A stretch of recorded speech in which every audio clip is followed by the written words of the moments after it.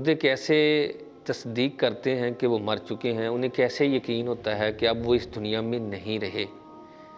अहादीस करीमा का निचोड़ है जो सूफिया किराम बयान करते हैं। वो फरमाते हैं कि इब्तिदाअन इंसान ये ख्याल करता है कि वो ख्वाब देख रहा है, क्योंकि इंसान उमूमी तौर पर ख्वाब की दुनिया में रहता है।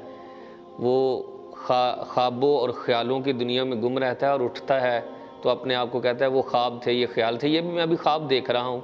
ये जो मेरे मरने पे ये मेरे करीब बैठे रो रहे हैं, अनकरीब मैं इनसे उठकर मिलने वाला हूँ। फिर दोबारा वही हालात होने वाले हैं, फिर दोबारा वही दुकान है, फिर दोबारा वही कारोबार है, फिर दोबारा वही नौकरी, फिर सारे मामलात दुनिया उसी तरह हैं।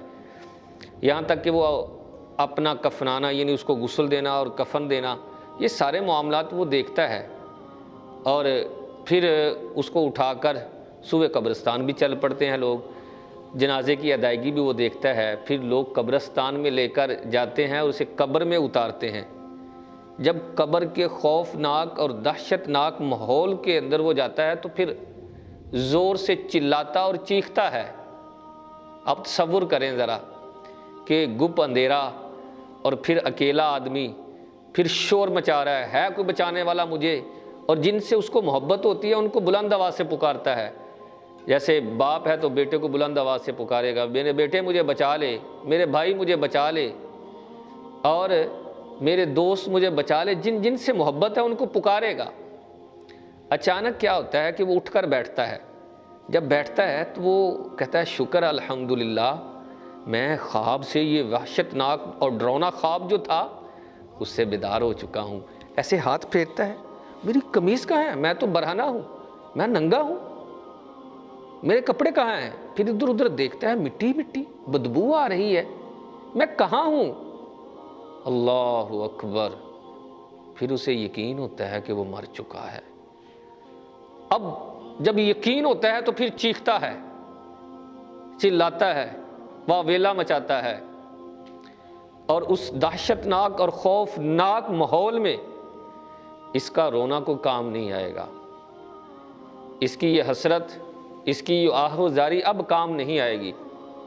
सूफिया किराम यहाँ ये भी फरमाते हैं कि अगर वो नेक आदमी हो, दाढ़ी मुबारक हो, तो उसकी दाढ़ी से फिर नूर निकलना शुरू होता है। आहिस्ता आहिस्ता कब्र जगमगा उठती है। इतने में अल्लाह दो बड़ी सोनी सूरतों वाले फ़रिश्तों को इनके पास भेजता है।